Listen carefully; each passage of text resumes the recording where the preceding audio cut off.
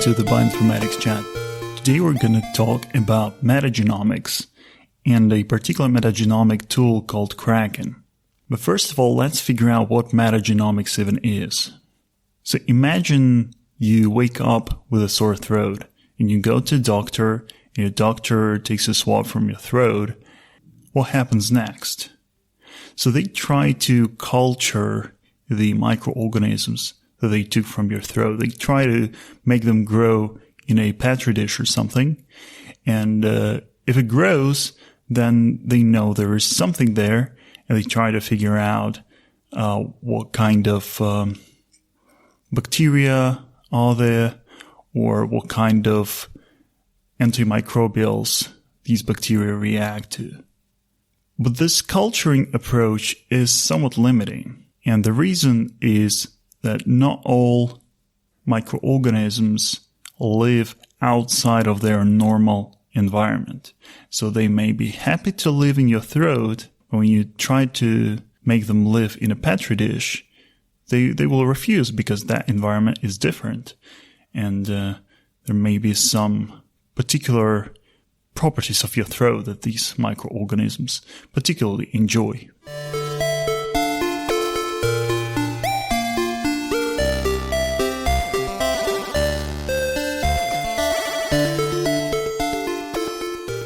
So an alternative to culturing is using DNA sequencing to find out directly what the composition of your throat microbiome is. And there are two main approaches, two main ways to apply DNA sequencing to understanding microbial composition. They're called phylotyping and metagenomics. The difference is that in phylotyping, you try to sequence just some particular genes, some marker genes. And in metagenomics, you sequence all the DNA. And by the way, phylotyping is often called metagenomics.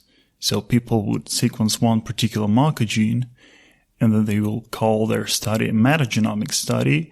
But there is a fair amount of criticism of doing this. So the proper terms, as far as I know, is phylotyping and metagenomics for those two respective approaches.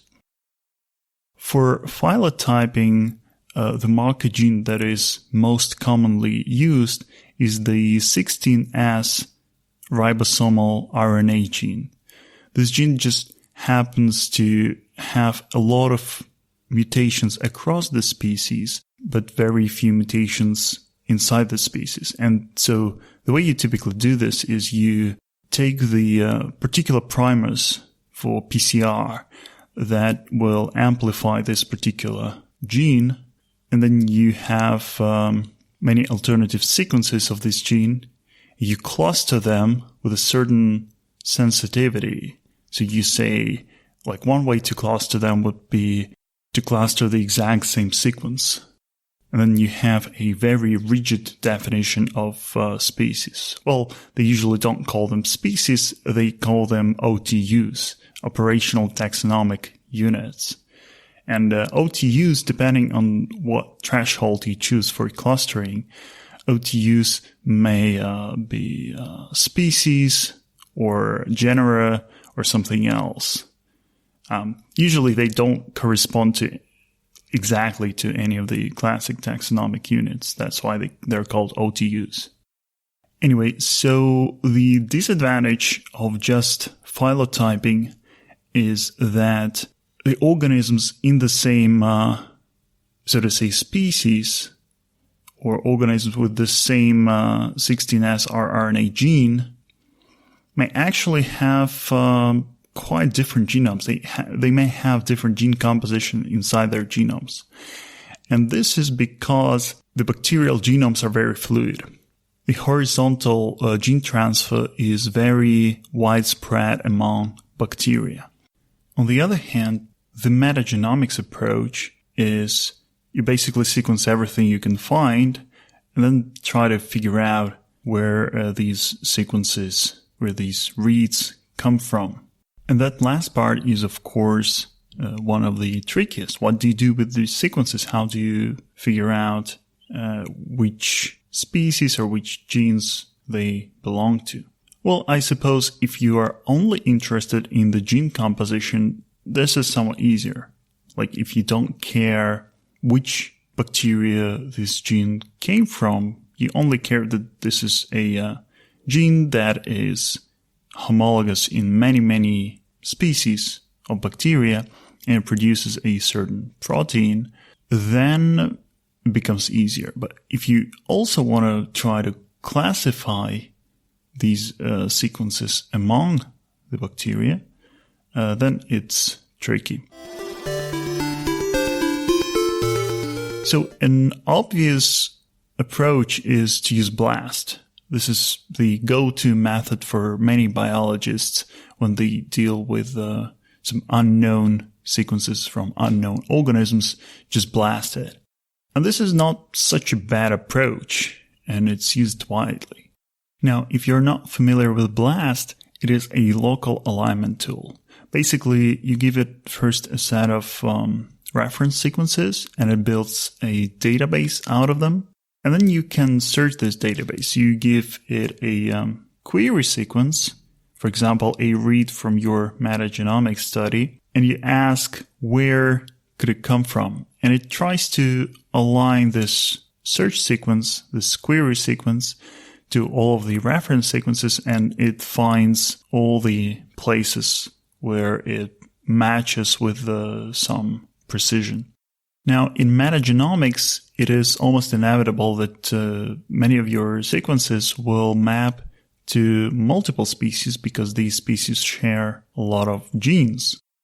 What you could do in that case is, for example, to take the lowest common ancestor of those species. Of course, you can build more sophisticated statistical models, either based on the BLAST results or based on some other alignment procedure. And people have applied, for example, Markov models to this. But the problem is they are going to be slower than just pure BLAST. And BLAST is generally considered quite fast. That's part of the rationale for its name. But even BLAST may be just too slow for metagenomics. Because remember, you have to BLAST align all the millions of reads that you have sequenced. And even though BLAST is fast, when multiplied by a million, it's no longer that fast.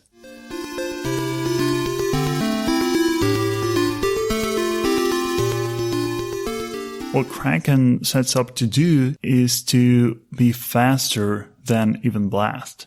And how does it do it? It does it through not aligning the sequences. And this is a trend that has been around for a few years now, that instead of aligning the sequences, you split the sequences into k-mers.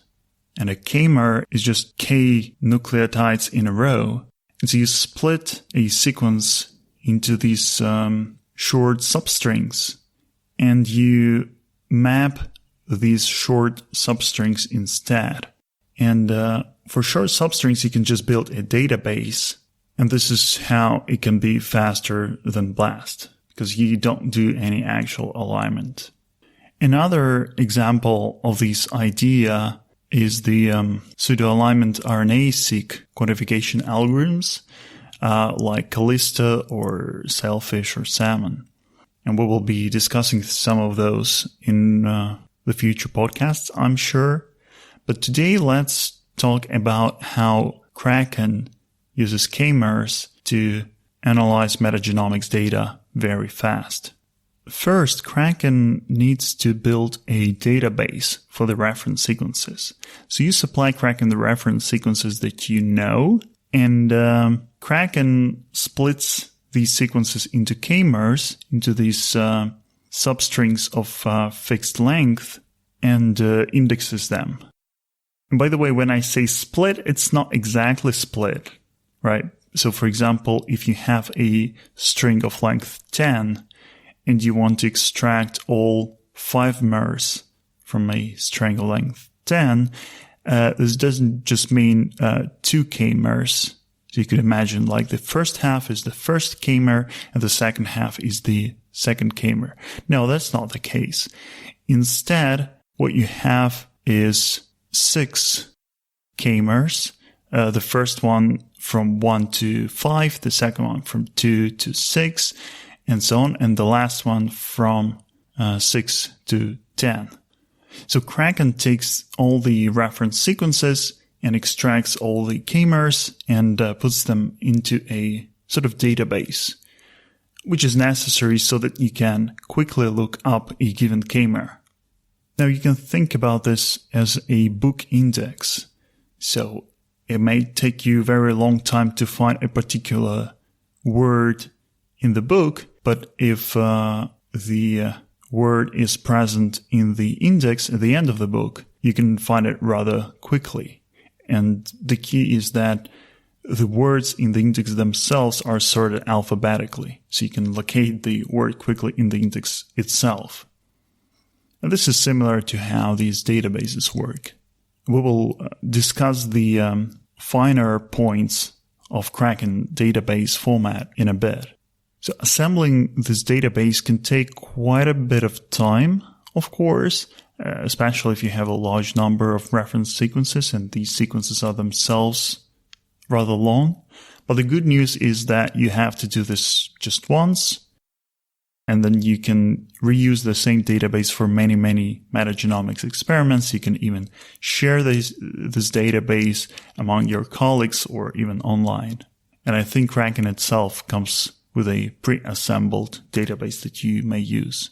Now, this database would naturally map a k-mer to a species in which this k-mer occurs. But of course, we should expect that the same k-mer will appear in many species. So what should it map to? Well, one way is just to record all the species in which this k-mer occurs. But Kraken actually does something a bit more clever. It records a lowest common ancestor of all the species in which this k-mer occurs. And so correspondingly, when you're building the database, you should supply some kind of phylogenetic information to Kraken. So if this particular k-mer occurs in species A and in species B, you can look up that the lowest common ancestor of A and B is some C, and so it will map the k-mer to C. Now, the thing about common ancestors is they are usually not like real existing species, but a species that is hypothesized to have existed some time ago from which these two species have descended. So what good does it do you to know that this k-mer maps to the ancestor C, where you're interested in the actual existing species? And the answer is that you later combine multiple k-mers from your read. So you have, let's say, a 200 base read, and you produce 31 mers, the substrings of 31 nucleotides from it. Some of these k-mers will map to a particular existing species in your database, and some of them will be mapped to their ancestors. But you don't need to classify every k-mer exactly. Remember that your original goal is to classify the whole sequence. And so then you combine these k-mers and their classifications, and you see that if most of k-mer map to species A, but some of the k-mers map to species C, it's not a contradiction, because what maps to C is by definition mapped to A as well. And so your conclusion is that this sequence most probably comes from species A. And the way they formalize this is they assign each species a score. When mapping a read, they count how many k-mers from the read mapped to species A or one of its ancestors? How many k-mers map to species B or one of its ancestors, and so on. And this allows you to compute this kind of score for every species, and then you just pick the species with the highest score. Now, you can think about this as some kind of phylogeny-inspired algorithm. But in fact, a very similar algorithm could be derived from the pure computer science. So think about this.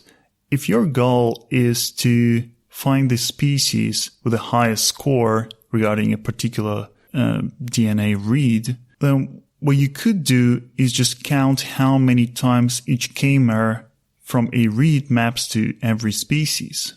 But then your database would need to hold for every k-mer, instead of just one species, it would need to contain a list of many species where this k-mer occurs.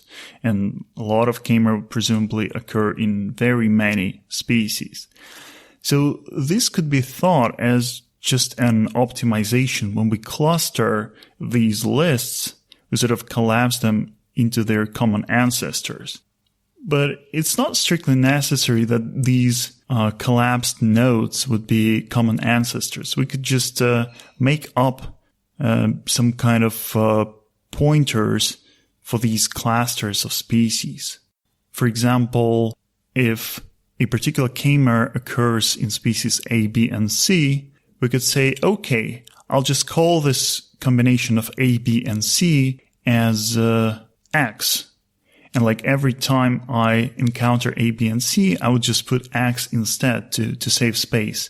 And only once in this database, I will clarify that X actually means A, B, and C. Now, X is not necessarily a lowest common ancestor of A, B, and C. Is not even an ancestor. It's just a math abstraction. But this would result in a very similar algorithm, one that wouldn't use the phylogenetic information, but that would perform very similarly. And so these are two ways to view this algorithm. One is inspired by phylogeny and requiring the phylogenetic tree in order to map k-mers into lowest common ancestors. And the other is just a computing optimization, which sort of clusters the species together based on their common k-mers. And instead of duplicating this information, instead of putting the whole lists in the database, it would put just these pointers.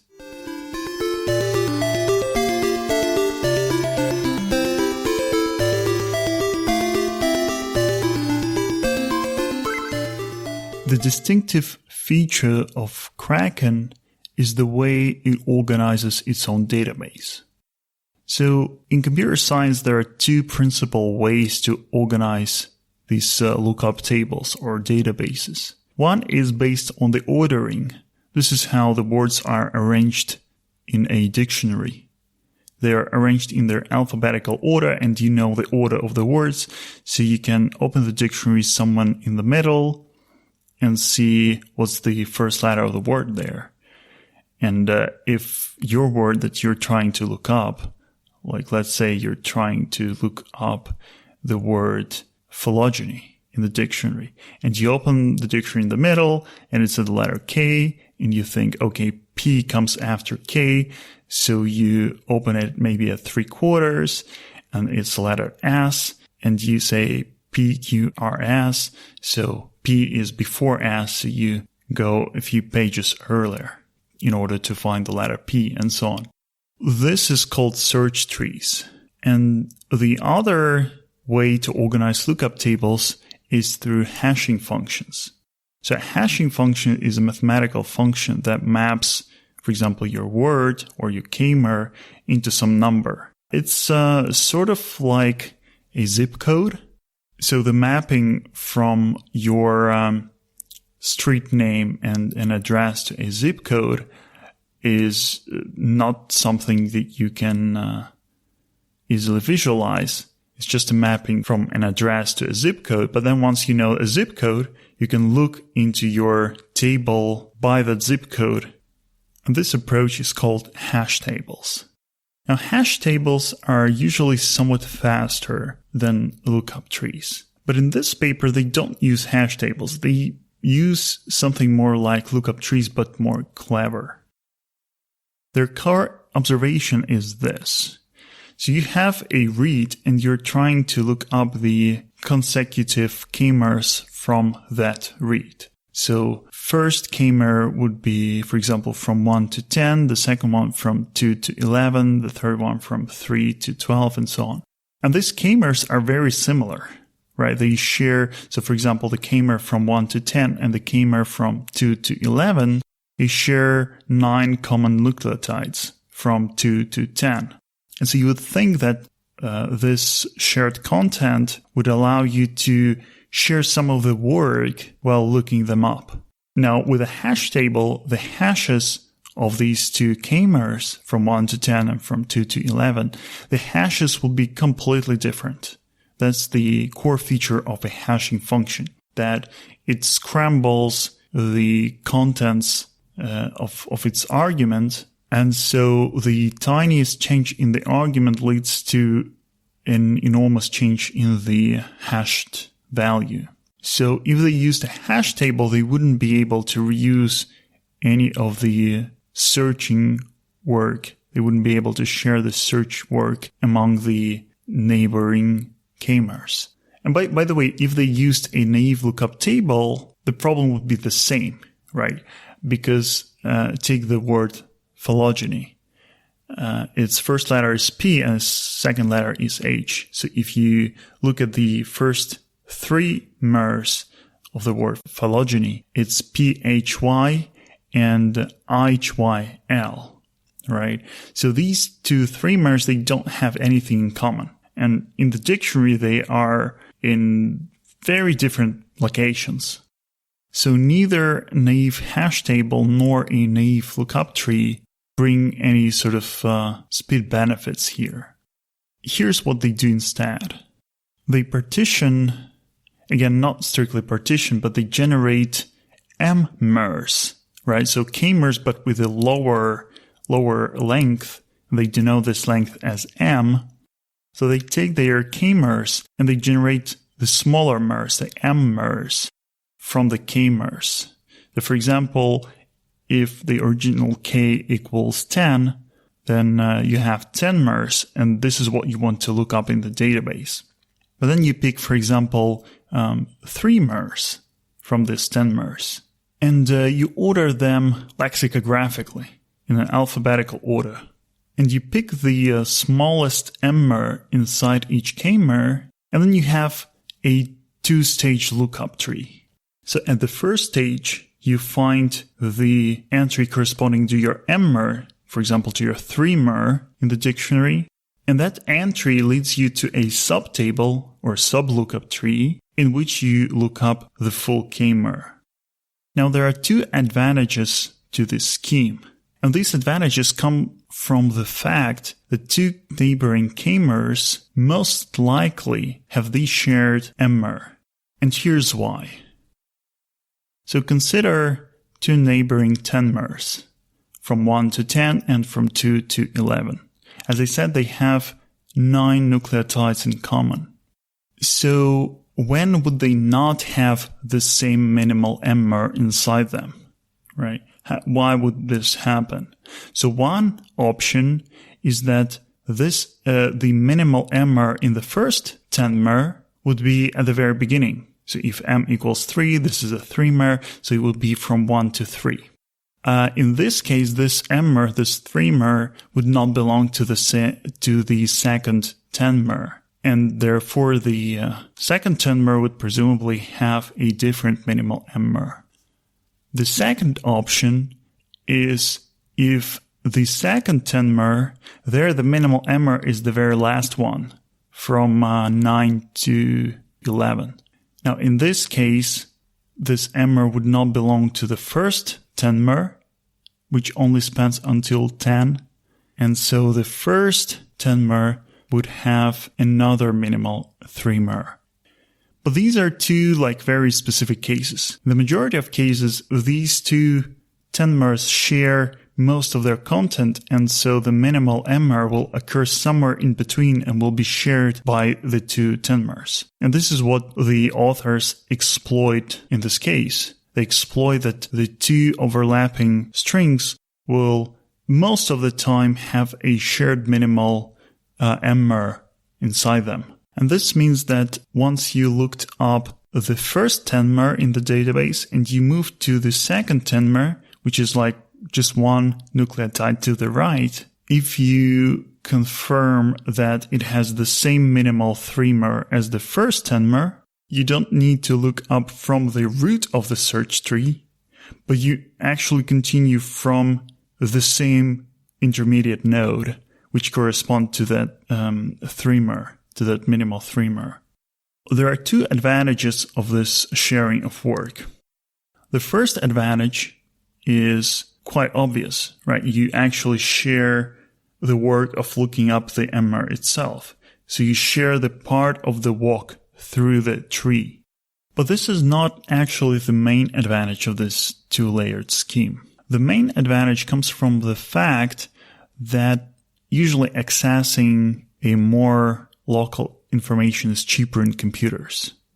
So imagine that you are reading this database from the disk. When looking up the first tenmer, you found the location on your hard disk where the subtree for the 3-mer is stored. And so that part of the disk, first, you know where it is, and operating system knows where it is. And second, there's a good chance that it is now loaded into the RAM cache. So it is now in the RAM memory, which is much faster than your disk. And so if your second lookup is in the same area, there's a good chance it will be in RAM, so it will be much faster. Now, when your whole database is in RAM, the same applies, only now the parts of your in-RAM database are actually in the CPU cache. And so again, the same applies. If you look up repeatedly in the same small region, it is much faster because it will be retained in the CPU cache. So this clever trick allows Kraken to use this good sort of access pattern, good data access pattern, which looks up k-mers in the same region most of the time, right? Occasionally you'll switch to a different minimal MR, right? It will inevitably happen, maybe when you come to the end of the first k-mer, but nevertheless, a lot of consecutive k-mers will reside in the same subtable, which is smaller than the whole table, and so the access to the smaller table will be more efficient.